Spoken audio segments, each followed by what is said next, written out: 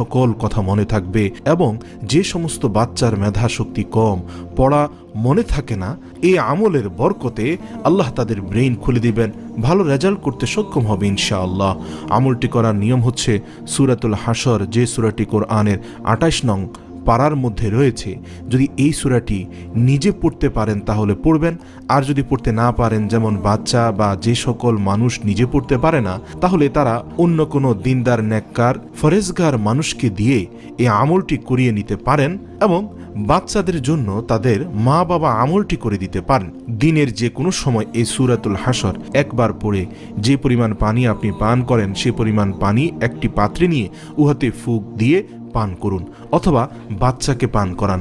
তবে মনে রাখতে হবে যে প্রতিদিন নতুন পানি নিতে হবে। কেউ যদি বড় একটি বোতল একবার সূরা পড়ে প্রতিদিন পান করেন তাহলে সেটা হবে না, বরং প্রতিদিন এই সূরাটি পড়বেন। সবচেয়ে ভালো হয়